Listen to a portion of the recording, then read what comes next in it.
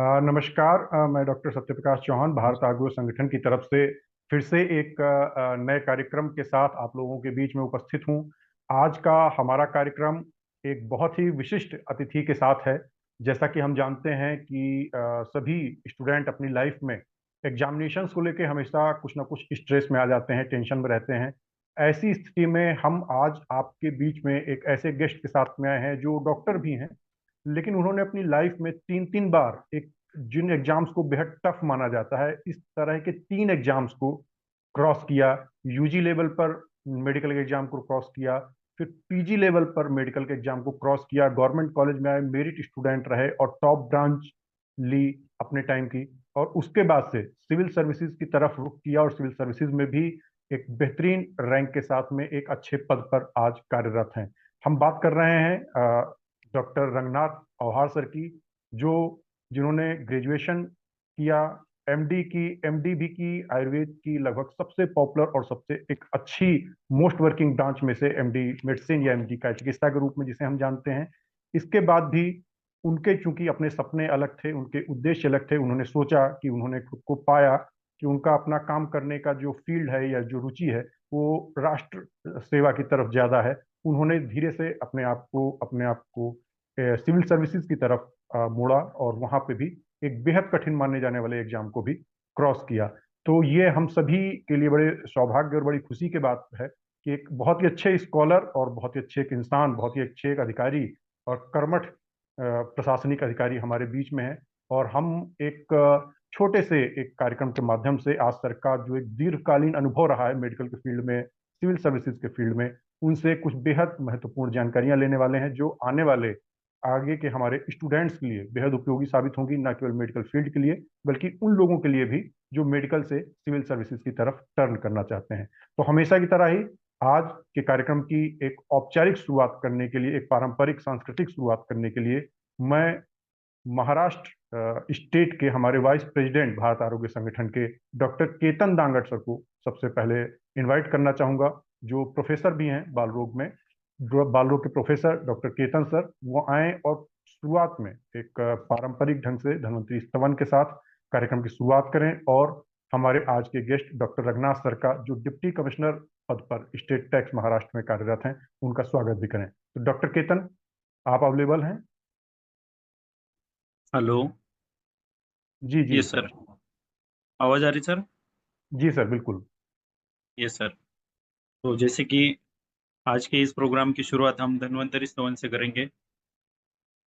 ओम शंखम चक्रम जलोकाम ददताम मृतघटम चारुदौर्भि चतुर्मी सूक्ष्म स्वच्छातिरुद्यांशुका परिविलसन मौलिमम बहुजनेत्रम कालाम्बोधो ज्वलांगम कटितटविलस चारु पीताम्बराढ्यम वंदेम धन्वंतरि तम निखिल गदवन प्रौढ़ दावाग्नि लीलम।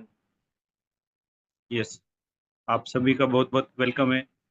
तो भारत आरोग्य संगठन, जो कि पूरे भारत में एक नई सोच नई दिशा लेके स्टूडेंट का माइंडसेट कैसे बने, आयुर्वेद क्षेत्र के साथ साथ जो अदर फैकल्टी या अदर फील्ड है उसका हमारे स्टूडेंट्स को, आने वाली पीढ़ी को एक गाइडेंस के रूप में अ, उनका मार्गदर्शन मिले, इसलिए जो हमने सेशन शुरू हुए है, तो उसके लिए आज हमारे जो चीफ गेस्ट हैं रंगनाथ अवार्ड सर, जो कि आयुर्वेद क्षेत्र से पोस्ट ग्रेजुएट होल्डर है और अभी deputy commissioner tax department government Maharashtra में सर्विस कर रहे हैं। तो मैं सर का भी बहुत बहुत वेलकम करता हूँ। और हमारे भारत आरोग्य संगठन के secretary doctor S P Chauhan sir का भी बहुत बहुत वेलकम है। भारत आरोग्य संगठन के national president doctor Arun Khaire sir, जो कि हर दिन किसी न किसी सिस्टम से रिलेटेड हमारे जो साथी है उनसे मुलाकात करते हैं और हमारी जो अ, प्रमुख डिमांड है उनको सरकार तक पहुंचने का काम करते हो। तो मैं सर का भी वेलकम करता हूँ। और हमारे साथ में हमारे टेक्निकल सपोर्ट में सचिन जय सर भी जुड़े हैं, तो सर का भी वेलकम है। और आगे के प्रोग्राम की शुरुआत करने के लिए मैं doctor S P Chauhan sir को बुलाना चाहूँगा। Yes sir, welcome. Thank you sir. बहुत बहुत धन्यवाद डॉक्टर केतन सर का धन्वंतरी स्तवन के लिए। और हमारे मुख्य अतिथि, मुख्य वक्ता आज जो हमारे डॉक्टर रंगनाथ सर हमारे बीच में उपस्थित हैं, इनका स्वागत करने के लिए मैं सीधे अब कार्यक्रम में जो हमारे मुख्य अतिथि हैं, जिनको सभी लोग सुनना चाहते हैं, जिनके अनुभवों का लाभ उठाना चाहते हैं, मैं सीधे सर की ओर रुख करूंगा। सर, आपका बहुत बहुत स्वागत है आज के कार्यक्रम में। और मैं जो प्रश्न जो हमें विद्यार्थियों और आयुर्वेद के स्कॉलर्स के माध्यम से हमें मेल पर रिसीव हुए, जो वो जानना चाहते थे आपसे, जिन प्रश्नों के उत्तर जानना चाहते हैं, मैं एक एक करके वो प्रश्न आपसे पूछना शुरू करता हूँ। सर, पहली चीज यही है कि आपने यूजी भी की, पीजी भी की, और मेडिकल में एक ऐसी ब्रांच के साथ आपने पीजी की जिसमें एक बेहद रनिंग कॉलेज के आप स्कॉलर रहे हैं, जहाँ की ओपीडी ही पर डे आपके लिए 150 से 200 की पेशेंट की रहती है। आईपीडी में भी आपके पास हमेशा कभी ऐसा नहीं रहा जो 80-100 से कम पेशेंट आपके पास आईपीडी में रहे हों। इतना हेक्टिक शेड्यूल लेते हुए आपने ये उपलब्धियां जीवन में हासिल की हैं। तो मैं एकदम शुरुआत से आपसे प्रश्न करना चाहूंगा कि आपने सिविल सर्विसेज में जाने के लिए कब विचार किया, कब प्लान किया? जब आप यूजी से पहले ही ये प्लान कर चुके थे, यूजी में प्लान किया, या पीजी में जब थे तब आपने सिविल सर्विसेज के लिए प्लान किया? रंगनाथ सर। सिविल सर्विसेज का जो हुआ वो सब पीजी में जाने के बाद हुआ। वो नांदेड़ कॉलेज, आयुर्वेद कॉलेज जो है, वहाँ की परंपरा रही है कि वहाँ के यूजी और पीजी के जो ग्रेजुएट्स जो रहे वो सिविल सर्विसेज में है। अभी जिस साल मेरा सिलेक्शन हुआ उस साल नांदेड़ आयुर्वेद कॉलेज से कम आई थिंक 7 या 8 लोग क्लास 1 सिलेक्ट हुए थे एमपीएससी में। तो अभी एडिशनल कलेक्टर है, डिस्ट्रिक्ट रजिस्ट्रार्स है, एडिशनल एसपी है। तो हर अलग अलग लेवल पर at highest level of the civil services the people are working from that college. तो मेरी एक क्लासमेट भी थी यूजे की। वो उस वक्त कर रही थी जब मैं इंटर्नशिप में था, लेकिन उस वक्त मैंने कभी ऐसा ध्यान नहीं दिया। लेकिन जब पीजी में गया तो वहाँ पर मुझे एक्चुअली जो सिलेक्टेड पीपल्स है आयुर्वेद कॉलेज के, वो वहाँ पर मिले। और वहाँ के जो गुरुजन है उनका भी बहुत सहयोग रहा। उनके सहयोग की वजह से मैंने सोचा कि ये एक फील्ड अच्छा है तो हमें इसकी तरफ भी रुख देना चाहिए। और जो है कि प्रैक्टिस में आप जानते हैं कि practice is not a simple thing. ठीक है। तो वो भी एक प्रैक्टिकल अप्रोच था। तो हाँ ना करते करते तो ठीक है, सोचा कि एक जीवन का एक थोड़ा समय मैंने सोचा कि 2 साल उसके लिए दूंगा। तो मैं 2 साल पूरे नहीं दिया, मैं पूरा 1.5 साल पूरा दिया। 9 मंथ मैंने जॉब भी किया था लेक्चरशिप का नासिक में। तो ऐसे 2 साल मैंने दिए विद जॉब ऐसा पकड़ के। और उस साल और 2 सालों में मुझे अच्छे रैंक मिल गए, अच्छे पोस्ट मिल गए। बाद में मैंने यूपीसी की भी 4 मेंस के अटेम्प्ट दिए। तो ऐसा एक रहा था जर्नी में। जी सर। अच्छा, जो आपने जैसा कि बताया, आप खुद ही एमडी का चिकित्सा जैसी ब्रांच के स्कॉलर रहे, जहां ओपीडी आईपीडी का अपना अच्छा खासा प्रेशर रहता है। पीजी में ही लगभग आपने मन किया कि आप सिविल सर्विसेज की तरफ टर्न करेंगे। ऐसे में आप टाइम का मैनेजमेंट कैसे करते थे? क्योंकि मेडिकल भी आपका काफी टाइम ले लेता था 24 घंटे में से, ओपीडी आईपीडी के साथ। ऐसी सिचुएशन में पढ़ाई के लिए कितने आवर्स आप निकाल पाते थे सिविल सर्विसेज के लिए? उसके लिए सत्य प्रकाश जी थे फर्स्ट ईयर। जब सत्य प्रकाश जाए तो उनकी बहुत हेल्प हुई। तो हाँ, फर्स्ट ईयर में तो पीजी में बहुत ये रहता है, क्योंकि फर्स्ट ईयर में तो आप जूनियर रहते तो सारी जो जिम्मेदारियां हैं, फर्स्ट एंड जो फर्स्ट रिस्पॉन्सिबल पर्सन रहते हैं वो जूनियर रेसिडेंट रहते हैं। तो फर्स्ट साल में था, मुश्किल था। ऐसा ही नहीं था, और उस वक्त ऐसा मैं सीरियसली सोच भी नहीं रहा था। तो उस वक्त ऐसा कुछ वक्त टाइम निकालने का कुछ सवाल आया नहीं। सेकंड और थर्ड ईयर में जब धीरे धीरे मेरा यह होता गया कि सिविल सर्विसेज की तरफ जाना है, तो उस वक्त टाइम मैनेजमेंट कैसा था कि मेरा कुछ जो वक्त था, मेरा एक कुछ फिक्स रहता कि मैं हफ्ते में एक बार मूवी देखूंगा, वो थिएटर में जाके देखूंगा। वो छोड़ के बाकी जो एंटरटेनमेंट का वक्त है, उस वक्त मोबाइल भी नहीं था नसीब से। तो ऐसा कुछ टाइम पास नहीं होता था। तो वो वक्त छोड़ के, और मैं अपने दोस्त के साथ हॉस्टल पे रहता था। तो उसमें भी कुछ ऐसा, उधर टीवी नहीं था, मोबाइल नहीं था। तो वक्त बहुत सारा निकलता था, जो भी मतलब ओपीडी छोड़ के जो वक्त था वो पढ़ाई में ये कर लेता था ऐसा टाइम। और जैसे जैसे फिर सीनियर होता गया तो थोड़ी जिम्मेदारियां थोड़ी कम होती गई। और सत्य प्रकाश थे, केतन थे, उन्होंने भी सहायता की, तो होता गया वो। लेकिन सर जैसे असली सिविल सर्विसेज के लिए जैसे माना जाता है कि बहुत ज्यादा घंटों की पढ़ाई, जैसे हम लोग सुनते हैं कई बार अखबारों में ऐसा आता है 16 घंटा पढ़ रहे हैं, 18 घंटा पढ़ रहे हैं, बहुत ज्यादा समय दे के पढ़ रहे हैं और कई कई साल लगातार तैयारी में है। जैसे बच्चों के बारे में सुना जाता है, स्टूडेंट जो एस्पिरेंट्स रहते हैं सिविल के, कि 3 साल से लगे हुए हैं, 4 साल से लगे हुए हैं। क्या आपकी चूंकि जर्नी तो आपने लगभग लगभग चूंकि 1.5 साल ही दिया, बहुत शॉर्ट ड्यूरेशन दी, और ऐसी स्थिति में क्या आपको लगता है कि कितने घंटे की पढ़ाई अगर ठीक ढंग से की जाए, पूरे मेहनत के साथ की जाए, डिवोशन के साथ की जाए, फोकस होकर की जाए कैरियर पे अपने, तो उतने घंटे की पढ़ाई सफिशियंट रहती है? ऐसा आपके हिसाब से क्या लगता नहीं, वो हर एक अपने अपने हिसाब से, वो आयुर्वेद में है ना, पिंडे पिंडे मतिर भिन्ना कुंडे कुंडे नवम पया, चारों चारों, वो जो है उसी तरह की हर एक का अपना पिंड होता है, हर एक की अपनी मति होती है। तो उसके हिसाब से वो वक्त डिक्लेयर होता है। मैं पहले खुद के बारे में बताता हूँ। When I start think about the UPSC first, okay, मैं यूपीएससी की किताबें लेने गया था। पहले हैदराबाद गया, फिर पुणे गया। तो उन्होंने वो एनसीईआरटी की जो किताबें रहती हैं, वो बेसिक वहाँ से स्टार्ट करना पड़ता है। तो एनसीईआरटी की किताबें मेरे सामने इतनी बड़ी रखी, इतनी बड़ी गड्डी थी, वो इतनी बड़ी गड्डी है, और बिल हो गया 2,000 रुपये। मैंने वो ली नहीं थी। इतनी पढ़ाई मुझसे नहीं होगी, वो मैं छोड़ के वापस आ गया था नांदेड़ को। दैट इज है? रियलिटी, वो रियलिटी है। मैंने वो 2,000 रुपये की किताबें और इतनी सारी बड़ी देखे, मैंने बोला नहीं, अपने से नहीं होगा यार, छोड़ दे, जाने दो। वापस चला, अपना एमडी करो, स्टाइपेंड मिल रहा है, कोई जरूरत नहीं, क्या करना इतना पढ़ाई करके, ठीक है। जो इनिशियली था वो ऐसा हेजिटेशन ऐसा था। और फिर जब इरादा पक्का होते गया तो जब किताबें जो कलेक्शन था वो प्राइमरी था।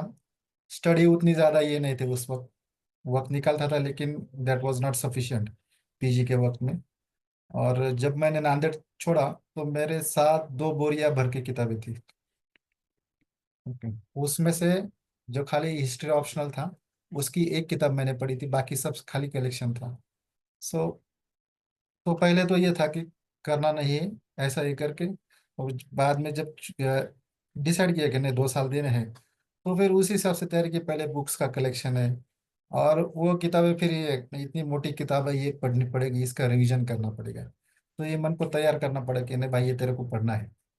हम चरक संहिता पढ़ चुके थे पीजी के एंट्रेंस के लिए, वो सब था। लेकिन ये जो था, जो मेरा जो मीडियम था, अपना सबका पता है कि एट दैट टाइम जो मीडियम था, जो ग्रेज 12वीं तक था वो मराठी मीडियम था। 11वीं और 12वीं में इंग्लिश आया।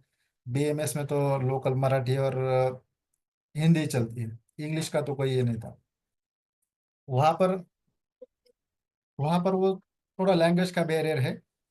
वो बैरियर मुझे स्टार्टिंग में मुझे महसूस हुआ था। जो इतनी बड़ी किताबें थी, तो वो बैरियर को धीरे धीरे अपने आपके बैरियर को ओवरकम करना पड़ा मुझे। तो हिंदू न्यूज़पेपर था, वो स्टार्टिंग में पढ़ा। वहाँ पर जो भी नए नए वर्ड्स आते थे वो लिखता था नोटबुक में, और उन वर्ड्स को रिपीट रिपीट ऐसे देखता था।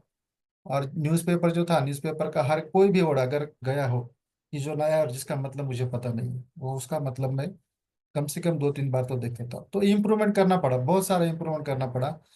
जब मैं खुद के बारे में सोचता हूँ तो when I started the preparation of UPSC, at that time मेरा इंग्लिश लैंग्वेज का जो तैयारी और आज का तैयारी, इट हैज ह्यूज डिफरेंस। और ये करना पड़ा, और ये हर एक को इतनी मेहनत करनी पड़ेगी। और जहाँ तक 16-17 घंटे की पढ़ाई है, तो जब आपका ध्येय निश्चित हो जाता है तो वो अपने आप हो जाता है। ओके। कोई बच्चे रहते कि वो बहुत ज़्यादा होशियार रहते। मेरे साथ में कुछ 1-2 बच्चे थे, ज्ञानेश्वर करके, वो अभी उनका स्वर्गवास हो गया। तो yes, he was a very talented person. वो एक पार्ट पढ़ लेता था, उसको याद रह जाता था। मेरा ऐसा नहीं था, मुझे बहुत बार पढ़ना पड़ता था, बहुत बार रिवीजन करना पड़ता था।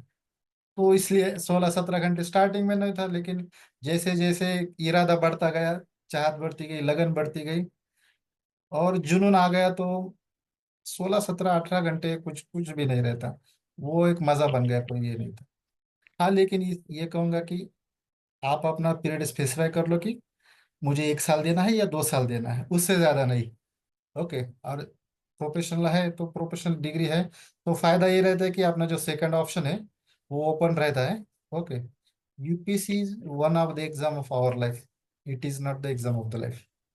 ओके। तो ये ध्यान में बिल्कुल। रखकर ये थोड़ा समय है उसको देना है। मैंने भी जब मेरा 2011 का जो अटेम्प्ट था, मेरी प्रीलिम जो गई थी 2 मार्क्स से गई थी, मैं उस वक्त सोच रहा था कि कोई ओपन स्टार्ट कर दूं, मैंने जगह भी देखनी शुरू कर दी थी, ऐसा कुछ ये हम्म। ऐसा सब चल रहा था। तो ये होता है, तो कुछ थोड़ा सा वक्त है, आप जिंदगी का उसमें लगा दो, जी जान के झोंक दो, नहीं हुआ छोड़ दो, जिंदगी बहुत सारी पड़ी है उसके आगे। बिल्कुल, ये बड़ी अच्छी चीज़ सर आपने बताई कि यूपीएससी को अपना जिंदगी नहीं बना लेना है, वो जिंदगी का एक छोटा सा हिस्सा है। कुछ अच्छा समय पूरी तरह से डिवोटेड होकर देना चाहिए, पूरी मेहनत करनी चाहिए। लेकिन अगर किसी वजह से, दुर्भाग्य समझिए, या किसी वजह से अगर सिलेक्शन नहीं हो पाता, तो उसको बहुत ज़्यादा मन मस्तिष्क पे हावी नहीं रखना चाहिए, बल्कि अपने पास जिंदगी के जो दूसरे ऑप्शंस हैं उन पर फोकस करना चाहिए और एक अच्छी जिंदगी जीने का प्रयास करना चाहिए। बहुत अच्छी चीज़ सर आपने बताई। एक चीज मैं और जानना चाहता हूँ, क्या मैं जैसे जो इसके मेडिकल लिए बैकग्राउंड एक से। श्लोक एक श्लोक बताना चाहूंगा, एक सॉरी। जी जी। हाँ हाँ सर। अति सर्वत्र वर्जित कहा गया है आयुर्वेद में। अति सर्वत्र वर्जित वो आपको जब आपके जन्म से लेकर आपके मृत्यु तक वो आपको पालन करना है। जब आप पालन कर सकते हो तो अति सर्वत्र वर्जित ये हर एक चीज में आएगा। आप प्रैक्टिस कर रहे हो, डॉक्टर हो, इंजीनियर हो, कोई भी आपके फील्ड में जो, आपको अति हर हर क्षेत्र में उसको वर्ज्य करना है। तो आयुर्वेद में जो बता गया अति सर्वत्र वर्जित, वो ध्यान रखना है हमेशा। बोलिए। बिल्कुल बिल्कुल सर। इस चीज से मैं एक इसी से जुड़ा हुआ एक प्रश्न और जानना चाहूंगा कि जैसे सिविल सर्विसेज की तरफ टर्न कर रहे हैं जो मेडिकल ग्रेजुएट्स हैं, क्या मेडिकल बैकग्राउंड का, जैसे आयुर्वेद से हम निकलते हैं, तो क्या जैसे फिलोसफी का उसका एक छोटा सा एक हिस्सा हम लोग पढ़ते हैं आयुर्वेद के एक सब्जेक्ट के रूप में, तो क्या सब्जेक्ट के सिलेक्शन में हमारे इस बैकग्राउंड का कोई बेनिफिट मिलता है, या किस तरह के सब्जेक्ट्स लेना थोड़ा अच्छा रहता है स्कोरिंग के पर्पज से, या किन सब्जेक्ट में ज़्यादा अच्छा सिलेक्शन हो रहा है? ऐसा कोई क्राइटेरिया है क्या यहाँ पे सिविल सर्विसेज में? यूपीएससी के इसमें से बोलते हैं कि ये सब्जेक्ट इस साल ज्यादा चला, वो सब्जेक्ट उस साल ज्यादा चला, ये फ्लक्चुएट होता रहता है। लेकिन मुझे लगता है ये अपनी अपनी चॉइस पर। जैसे मेरा था ज्योग्राफी था, तो ज्योग्राफी में मुझे कभी भी अच्छे मार्क्स नहीं है। ओके। मेरा यूपीएससी का सिलेक्शन जो गया था मोस्टली उसमें ज्योग्राफी का रोल था, तो ज्योग्राफी में मुझे कभी अच्छे मार्क्स नहीं आए। मेरे हिस्ट्री में बहुत अच्छे मार्क्स आते थे, ये मुझे बाद बाद में पता चली। ओके। यस। तो साइंस ग्रेजुएट जो एक ट्रेंड है कि साइंस ग्रेजुएट जो है वो आर्ट्स वाले सब्जेक्ट लेके अच्छा सक्सेस पा लेते हैं, और जो आर्ट्स वाले होते हैं वो साइंस वाले सब्जेक्ट लेके अच्छे हैं। तो ये ऐसा एक ट्रेंड है। लेकिन आपके पर्सनल जो है इंटरेस्ट भी होना चाहिए, पर्सनल इंटरेस्ट के हिसाब से। हिस्ट्री में मेरा इंटरेस्ट था और मैं उसका एनालिटिकल सोच सकता था, वो सब्जेक्ट वैसा था। आयुर्वेद में हम जो है ना, तर्क वितर्क, ओके, जो थोड़ा फिलोसॉफिकल है, वो उसके बारे में थोड़ा कमेंट्री कमेंट्री हम पढ़ते, तो थोड़ा उस टाइप का वो होता था, इसलिए उधर अच्छे मार्क्स आते थे। ये बात मुझे बाद में पता चली। तो सिले जब आप ऑप्शनल सब्जेक्ट ले रहे हो तो आपका जो पर्सनल इंटरेस्ट है वो एक सोचना चाहिए। और एडवाइस देने वाले मुझे कहते थे कि हिस्ट्री मत लो, ये मत लो। I think you know, if you have interest, और थोड़ा सा ये भी कर लो कि आप थोड़ा आंसर राइटिंग लिख के किसी सब्जेक्ट एक्सपर्ट से एक बार चेक भी कर लो। अगर वो कह रहा है कि नहीं आपका राइटिंग का ठीक है, ठीक से चल रहे हैं, आप वो कर सकते हो, तो वैसा आप ये करो। और सब्जेक्ट कौन सा चलता है वो भी रहता है।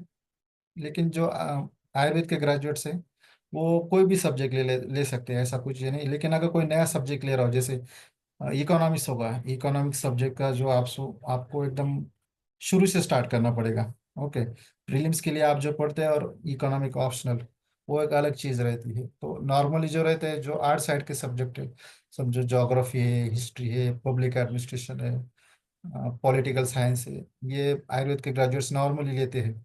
ओके। पाली एक सब्जेक्ट पहले था, मुझे पता नहीं अब है या नहीं। पाली लैंग्वेज, उसमें भी बहुत सारे लोग सक्सेस रहते थे। आई थिंक पाली अभी तो नहीं है, उस वक्त था अभी। तो कुछ लोग मराठी लैंग्वेज भी लेते हैं, कुछ अपनी जो मदर टंग है वो भी लेते हैं, उससे भी सक्सेस मिल जाती है। इवन लॉ ग्रेजुएट्स थे, उन्होंने लॉ की बजाय अपनी मदर टंग वो सब्जेक्ट भी लिया था। हाँ, लेकिन अगर जो हिंदी और मराठी जो लैंग्वेज लेना चाह रहे, मैं एडवाइस करूंगा कि उनकी अगर हैंड राइटिंग अच्छी है तो ही ले, अगर हैंड राइटिंग खराब है तो जो लैंग्वेज सब्जेक्ट है वो ना ले। जी ये सर, तो ये कहना ये चाहिए। जो आपने एक सलाह दी है बहुत अच्छी, बड़े काम की है।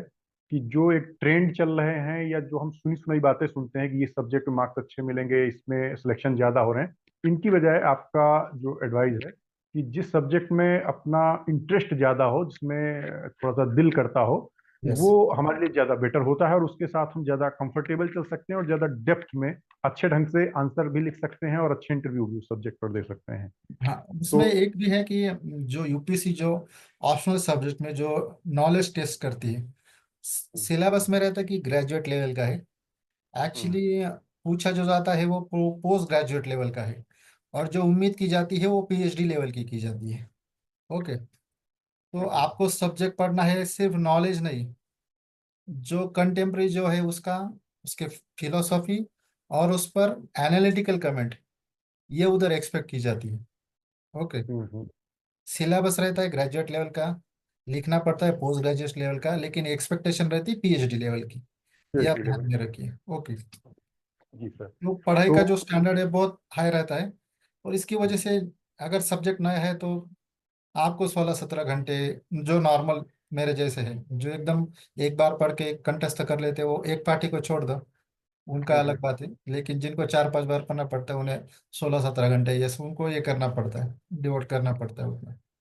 बिल्कुल सर, और वो भी खास तौर से तब जब एक छोटा टारगेट लिया हो कि हमको लाइफ में 2 साल ही प्रिपरेशन में रहना है, हाँ, दो अदरवाइज साल हम में लोग। प्रिपरेशन रहना है तो उतना बिल्कुल, टाइम देना ही पड़ेगा। बिल्कुल, बिल्कुल सर। ये तो जिंदगी ये जिंदगी की एग्जाम नहीं, ये ध्यान में रखिए हमेशा। अति सर्वत्र विदित। बिल्कुल सर, लगातार पीछे नहीं पड़े रहना है कि नहीं, नहीं निकलेगा, नहीं निकलेगा तो हम कुछ करेंगे नहीं, कुछ कुछ सब कुछ नहीं, छोड़ छाड़ प्रिपरेशन ही करते रहेंगे। ऐसा तो ये कुछ नहीं। जी जी सर, तो ये बहुत अच्छा इंफॉर्मेशन आपसे इन सब चीज़ों के बारे में मिली कि लगभग कितने घंटों का, कितने सालों का टारगेट बनाएं, कितने घंटों के हिसाब से पढ़ाई करें, किस तरह सब्जेक्ट सिलेक्शन के बारे में हम लोग सोचें। और जो सिविल के बारे में एक जैसे सामान्य मान्यता है कि बहुत कठिन है, ऐसी कोई चीज़ आपने अगर देखा हो कि जिनका एक बैकग्राउंड यूजी तक या 12th तक, एक जिन्हें हम एवरेज स्टूडेंट्स मानते हैं, क्या उस तरह के भी बच्चों को, स्टूडेंट्स को आपने सफल होते हुए देखा है कि एवरेज जो माने जाते रहे पढ़ाई में, उन्होंने भी मेहनत की और बहुत अच्छे से सक्सेसफुल रैंक्स पाई, ऐसा आपने देखा है अपने साथ के उसमें, या मेरिट स्टूडेंट्स ही ज़्यादातर आपके साथ में क्वालिफाई हुए?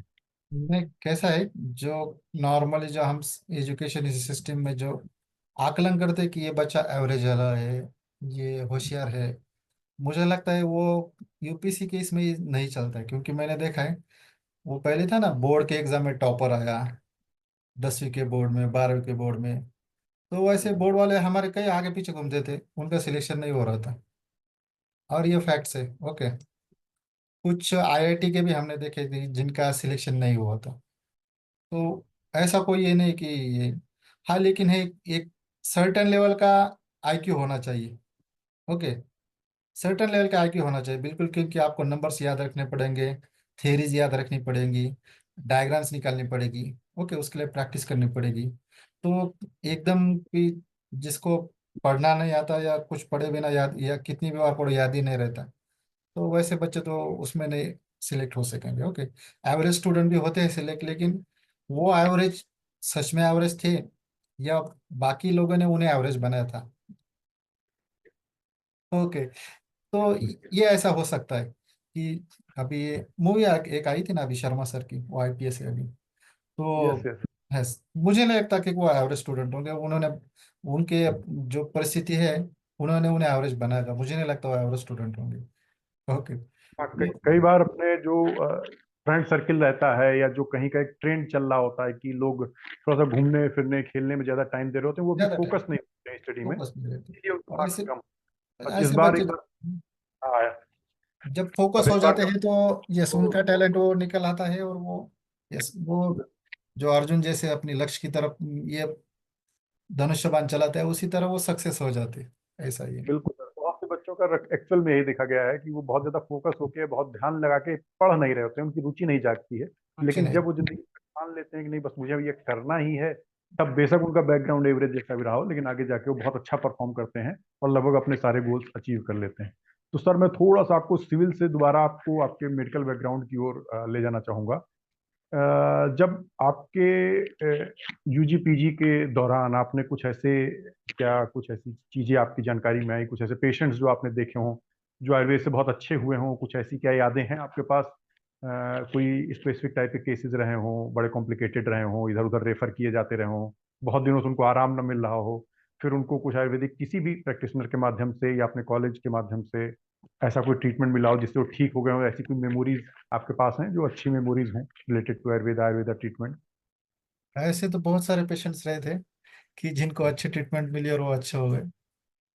जो आयुर्वेद के जो है कि वात प्रदान होती है, स्किन डिसीज है, जैसे वो एक्जिमा करके, वो उसमें, और डायबिटीज वाले समझो, स्थूल्य वाले।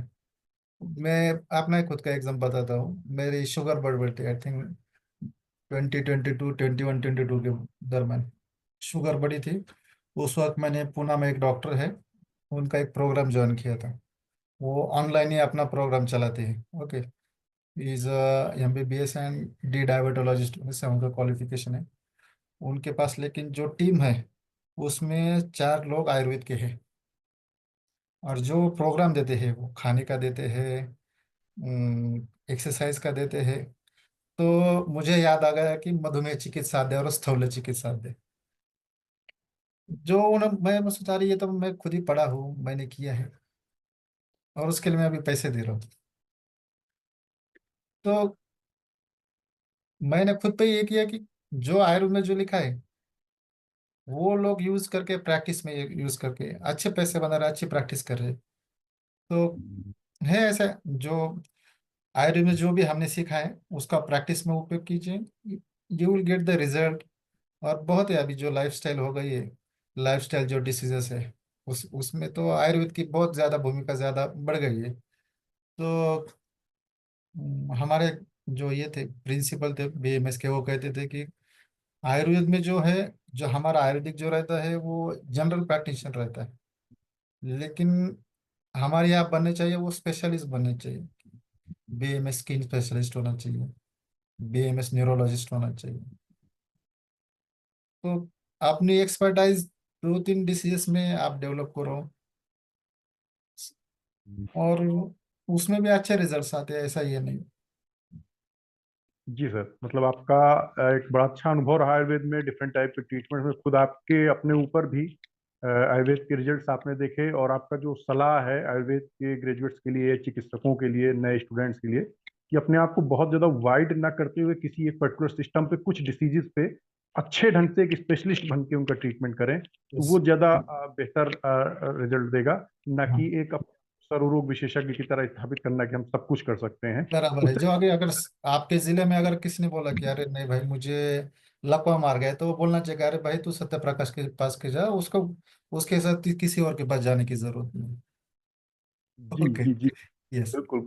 सभी की अपनी एक स्पेशलिटी हो और स्पेशलिटी के साथ यस। अपने आप को आगे बढ़ाएं, तो पब्लिक के लिए उनका एक जो मैसेज जाएगा वो ज़्यादा बड़ा अच्छा कॉन्फिडेंशियल जाएगा कि एक पर्टिकुलर पर्सन है जो एक डिसीज पे या सिस्टम पे वर्क करता है लगातार। तो जैसे जैसे आप पुराने होते जाते हैं वैसे वैसे आपका एक्सपीरियंस बढ़ता है और लोगों का एक्सपीरियंस विश्वास, बढ़ता जाता है, लोगों का विश्वास भी आपके प्रति विश्वास लगातार बढ़ता बढ़ता रहता है। तो ये बहुत अच्छी चीज रही सर। एक चीज और मैं जानना चाहूंगा, जैसे आपने कोरोना के बाद में देखा होगा कि आयुर्वेद के बारे में काफी बातें होना शुरू हुई, आयुर्वेद के लोगों का काफी अपलिफ्ट हुआ, सरकार ने भी काफी कुछ इस पर ध्यान देना शुरू किया। और सच पूछा जाए तो कोरोना काल में एक समय ऐसा था जब लॉकडाउन की वजह से सभी लोग घर पे थे, है। यस। तो हजारों की संख्या में एक नया टर्म लॉन्च हुआ, वेबिनार जिसे हम लोगों ने कहा गया।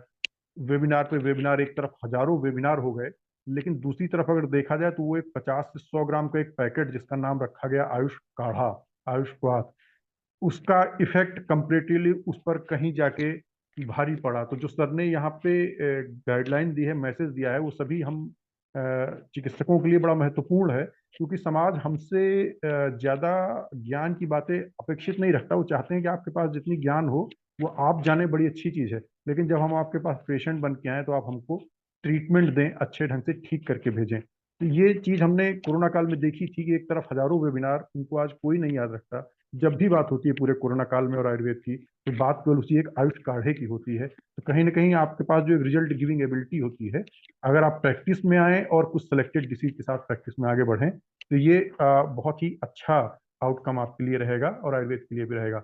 अच्छा सर, जो आज जिस जगह पे आज आयुर्वेद है, यहाँ पे थोड़ा हम और बेटरमेंट की तरफ जाएं, आयुर्वेद और आगे बढ़े, इसके लिए तीन सेक्शन हैं जो मैं सभी अपने विश्वसनीय या विशिष्ट अतिथियों से जरूर पूछता हूँ। आयुर्वेद के स्टूडेंट्स में आप ये देखते हैं कि वो थोड़ा सा और लेबोरियस हो, थोड़ा और मेहनत करें, थोड़ा और गोल पर फोकस रहें अपने, या टीचर्स थोड़ा सा समय के अनुरूप अपने आप को और मॉडिफाई करें, थोड़ा सा और अच्छे ढंग से ट्रेनिंग लें ताकि बच्चों को और अच्छे ढंग से प्रशिक्षित कर सकें, या सरकार की तरफ से थोड़ा इस सेक्टर पे और ध्यान दिए जाने की जरूरत है, थोड़ा सा फंडिंग रिसर्च वगैरह के लिए और दें जिसकी वजह से ये सेक्टर ज्यादा अच्छा डेवलप कर सके। इन तीनों में से सबसे ज्यादा ध्यान दिए जाने की जरूरत कहाँ पे आपको महसूस होती है? मैंने जो आयुर्वेद की जो एजुकेशन कंप्लीट किया, तो मैंने देखा है कि सिलेबस जो डिजाइन किया गया है, वो बच्चों को नॉलेज देने के बजाय वो टीचर्स की किताबें बिकने के लिए बनाया जाता है। ओके। हमारे यहाँ देखो कि महाराष्ट्र में देखो, जो एक ड्यूअल है वो राइटर्स का, वो हर सब्जेक्ट की किताब वही लिखते हैं, वही लिखते हैं, वही लिखते हैं। Is it possible in reality? Okay. नहीं, तो संभव नहीं आपने है। देखा कि हैरिसन की वो सर्जरी की किताब देखी है? संभव ही नहीं है। हाँ? बिल्कुल सही। हैरिसन की सर्जरी की है या फिजियोलॉजी की है? हैरिसन क्या, वो मेडिसिन के लिए जाना जाता है। मेडिसिन के उसके दो बड़े बड़े वालों मेरे पास आज भी पढ़ा नहीं कभी, लेकिन उनका नाम किस लिए लिया जाता है? वो मेडिसिन के लिए लिया जाता है। How can it be possible कि जो सिलेबस जो है वो राइटर्स के बुक ज्यादा से ज्यादा लोग लोग खरीदे, इसके लिए नहीं बनना चाहिए। जो सिलेबस है वो प्रैक्टिशनर्स तैयार करने के लिए बनाया जाना चाहिए। तो उसकी बिल्कुल तरफ सही। से वो सिलेबस डिजाइन के लेवल पर वो होना चाहिए। और जो वो बूढ़े लोग वो भी बैठे ना, वो किताब बनाने वाले, अरे उनको निकाल दो वहां पर। जो प्रैक्टिस, जो समझो जमदग्नि सर करके है, आवाड़ सर करके है, नासिक में जोशी सर करके है, कि जो प्रैक्टिस किए और उन्होंने आयुर्वेद से हम अपनी अच्छी अच्छी जीवनी बना सकते, अच्छी लाइफ बसर कर सकते, वो गाइड करने के समझो अभी नेशनल गुरु, आयुर्वेद गुरु, वो कुछ स्टेटस अभी चल रहा है, ऐसा कुछ बराबर है। आयुर्वेद गुरु करके स्टेटस आयुर्वेद यूनिवर्सिटी द्वारा उनके पास बच्चों का भी सीखने के लिए किया जाता है। वो एकेडमिक लेवल पर भी होना चाहिए। एकेडमिक लेवल पर क्या, ये इसने ये किताब लिखी, वो किताब लिखी, सब जानते कि वो किताब आप और हमारे जैसे जो ये रेसिडेंट उनसे लिखकर अपने नाम से पब्लिश करवाते हैं, और उसके लिए सिलेबस जो है वो डिजाइन किया जाता है। और अभी क्या चल रहा है कि वो मॉडर्न एनाटॉमी का है, उसका संस्कृत में कर दो, फिजियोलॉजी का संस्कृत में कर दो। भाई वो चीज वहां पर डेवलप है, उसका उधर ही रखो। और जो हमारे हो काढ़े को, वो काढ़ा ही बोलो, इंग्लिश में काढ़ा ही लिखो भाई। वो क्या कुछ इंग्लिश कुछ नाम ये कुआम कुआम को ऐसा कुछ बनाने की जरूरत नहीं। अंग्रेजों को भी बोले कि वो भी काढ़े को काढ़े ही पढ़े। ओके। और उन्होंने जो पीएच बनाया उसको पीएच ही रखो। उसको संस्कृत निश्चित। में मत करो और काढ़े को भी इंग्लिश में मत करो, उसको काढ़ा ही बोलो। उनको काढ़ा बोलने दो, सीखने दो उनको। बिल्कुल सर, जो बिल्कुल। जो बात जिस इसमें वो डेवलप है उसको वही रहने दो। हम वो नॉलेज एक्सेप्ट कर ले जिस फॉर्म में है, और उसी में हम ज्यादा समझ सकेंगे। वो ये हो गई। और दूसरा, सरकार के लेवल पर अपार्ट फ्रॉम, बताएं for the betterment of Ayurveda sector के लिए कि जो हमारी बुक्स हैं, जो हमारा सिलेबस है, वो थोड़ा सा प्रैक्टिशनर बनाने पर ज़्यादा फोकस करे। उस तरह की बुक्स को लाए जो उन लोगों द्वारा लिखी गई हो जिन्होंने लंबे समय तक प्रैक्टिस की हो, उसका एक अनुभव रखते हो, ताकि बच्चे जब उन किताबों को पढ़ेंगे तो कुछ अच्छी चीज़ें नई सीखने को मिलेंगी। नहीं तो जो पारंपरिक रूप से किताबें चल रही हैं सेलिंग पर्पज से, प्रमोशन के पर्पज से, उनसे बहुत कुछ अच्छा अचीव नहीं होता है। और स्पेशलाइज्डली और स्पेशली देखा जाए तो लोगों को कुछ एक पर्टिकुलर टॉपिक पे या सब्जेक्ट पर ही फोकस करके अपनी किताबें लिखनी चाहिए। हर सब्जेक्ट का एक्सपर्ट कोई और नहीं हो सकता है। और गवर्नमेंट के लेवल से जो ये आपने भी इस चीज़ बताई, ये बहुत ही अच्छी रही कि नया जो नोटिफिकेशन आया कि फूड एंड ड्रग वगैरह के जो नए हमारे पोस्ट हैं, उनके लिए भी बीएमएस के लोग भी अब कंप्लीट कर सकते हैं और परीक्षाओं में जा सकते हैं। बहुत अच्छी तरह से यह योगदान अभी चल रहा है। आयुष मिनिस्ट्री एक सेपरेट बनाने से लेके अभी सरकार की जो पहल है तमाम, उनमें हम लोग देख रहे हैं कि आयुष मिनिस्ट्री नई बनी और अच्छा फंडिंग चालू है, नए नए सेंटर्स आयुर्वेद के लिए डेवलप किए जा रहे हैं। तो ये बहुत ही एक अच्छा पहल है सरकार की तरफ से। और भारत सरकार जब भी विकास के लिए रुचि लेगी, चूंकि ये अपना ही विज्ञान है, देश का विज्ञान है, और सभी लोगों को एक पॉलिटिकल विचारधारा से अलग हटके, क्योंकि अगर आयुर्वेद डेवलप होगा तो इसको हम बाहर एक्सपोर्ट भी कर सकेंगे, रेवेन्यू का साधन भी बनेगा देश के लिए, इकोनॉमी को बूस्ट भी करेगा। तो सभी पार्टियां हैं जो भी हैं, अपनी चीज है तो इसको अपना मान के कुछ आगे बढ़ाएं, और जो चीजें अच्छी हैं उनको प्रमोट करें, जिसके माध्यम से जनता को अधिक से अधिक लाभ मिल सके। अब मैं चाहूंगा सर, वो लोग स्टूडेंट्स जो मेडिकल में हैं और सिविल की तरफ आना चाहते हैं, उनके लिए आपकी तरफ से कोई छोटा सा मैसेज जो उनकी तैयारी करने के लिए उनको थोड़ा मोटिवेट रखे इस फील्ड में आने के लिए। मेडि जो लोग मेडिकल में है और सिविल सर्विसेज में आना चाहते हैं, अभी अगर वो सेटल है तो मैं ये नहीं कहूँगा कि वो अपना कुछ सेटल छोड़ के इधर फुल टाइम ये करो। ओके, तो अपना काम धाम संभाल के, अपना पारिवारिक जिम्मेदारियां संभाल के अगर वो कर रहे तो अच्छी बात है, उसमें कोई बुराई नहीं है। ठीक है, लेकिन उसमें भी आप ये रखो कि एक समय तक आप ये करो। और क्योंकि क्या है, जब आप इसकी तरफ ध्यान दोगे, पढ़ाई की तरफ, आपको कुछ एक जिम्मेदारियां उनका उनकी तरफ आपका ये हो सकता है कि परिवार की तरफ ही हो सकता है। तो ज्यादा ज्यादा समय न दें। कुछ लोग मैंने देखे कि 10 साल पढ़ते, 12 साल पढ़ते, या नौकरी छोड़ के पढ़ाई में आ गए। ऐसा पागलपन मत करो। ठीक है, अति नहीं, सर्वत्र आप उचित। बिल्कुल बिल्कुल, आपकी तरफ से जो एक मैसेज है कि आप जहाँ पे जो कुछ कर रहे हैं और आपकी रुचि है सिविल के लिए, तो एक समय बांध लें, मुझे इतना समय देना है। और उस समय में भी अपने जो आपके एक बेस तैयार हैं उनको साथ में लेके चलते हुए, परिवार को साथ में लेते हुए, जॉब को साथ में लेके चलते हुए भी इसकी तैयारी की जा सकती है। बस लक्ष्य पर अच्छे से फोकस रहें, और जितना भी ट्रूली डिवोटेड होके पूरी तरह से अपनी जितनी मेहनत बन सकती है वो पूरा प्रयास इसमें लगा दें, एक सीमित समय लेके। इसमें ही आपको सफलता मिल सकती है। जरूरी नहीं कि आप सब छोड़ छाड़ के और ये एक बंद कमरे में पढ़ाई करना शुरू करें तभी इससे आपको अच्छे रिजल्ट मिलेंगे, ऐसा बिल्कुल नहीं है।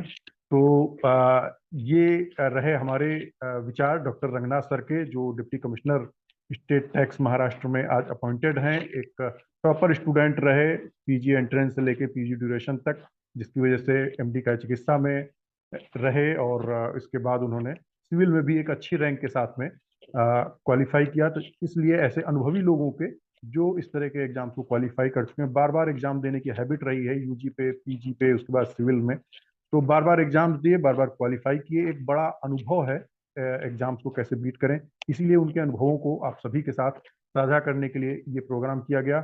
बहुत ही हंसमुख और ईमानदार व्यक्तित्व के धनी है सर, जो चीज कहते हैं दिल से कहते हैं। कभी कोई चीज जो एक पर्सनैलिटी होती हैं जिन्हें हम लोग जानते हैं कि अंदर भी वैसे ही हैं बाहर भी वैसे ही हैं, जो दिल में है वही जुबान पे है।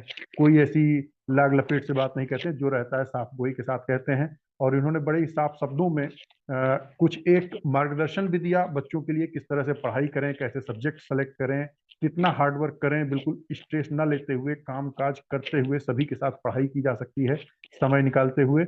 और एक आयुर्वेद में सुधार के लिए भी उन्होंने बहुत अच्छी चीजें बताई कि बच्चों को, या जो आयुर्वेद के ग्रेजुएट्स हैं, पोस्ट ग्रेजुएट हैं, उनको एक अच्छा प्रैक्टिशनर बनाने की दिशा में मेहनत करनी चाहिए, ना कि केवल पास होके डिग्री लेके भटकते रहें। ये बड़े ही अच्छे सर की तरफ से आज हमको विचार सुनने को मिले। और यही वो लोग हैं वास्तविकता में आयुर्वेद के जो सेक्टर के, अगर आप देखना चाहें कि सबसे टैलेंटेड पर्सनैलिटीज कौन है, तो ये वही लोग हैं जिन्होंने अपने कैरियर में हमेशा एक टॉपर की तरह रहे और सबसे कठिन माने जाने वाले एग्जाम्स को भी बड़े आसानी के साथ बीट किया। तो ये ऐसे चेहरे हैं जो समाज में नहीं देखने को मिलते हैं। ज्यादातर स्टेजेस पर हम एक कुछ फिक्स लोग हैं, वही आते हैं और वही अपने अनुभव हर जगह साझा करते रहते हैं। हमारी तरफ से, हमारे संगठन की तरफ से एक प्रयास रहा कि जो लाइफ के, जिंदगी के जो विजेता लोग हैं, जो एक तरह से कहा जाए समाज के आयुर्वेद सेक्टर के रियल हीरोज हैं, उनसे सबको मिलवाने का ये एक जरिया रहा, जो एक उत्कृष्ट आयुर्वेद के स्कॉलर भी रहे और आज सिविल सर्विसेज के रूप में भी समाज को अपनी अच्छी सेवाएं प्रदान कर रहे हैं।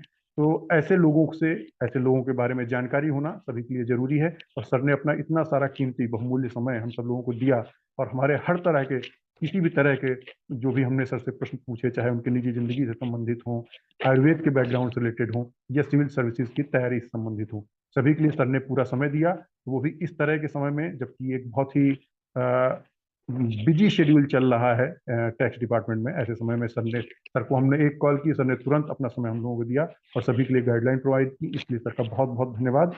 हम लोग चाहेंगे कि सर के माध्यम से अगर आयुर्वेदिक ग्रेजुएट्स के लिए फिर कभी कोई प्रोग्राम हो जिसमें सर की गाइडलाइन की आवश्यकता हो, तो सर फिर हमें अपना समय दें। मैं सभी की तरफ से, पूरे भारत आरोग्य संगठन की तरफ से सर का विशेष धन्यवाद देना चाहता हूं और चाहता हूं सर अगर कोई मैसेज देना चाहें सभी के लिए, तो वो एक मैसेज दें। इसके साथ ही हम अपना प्रोग्राम खत्म करेंगे।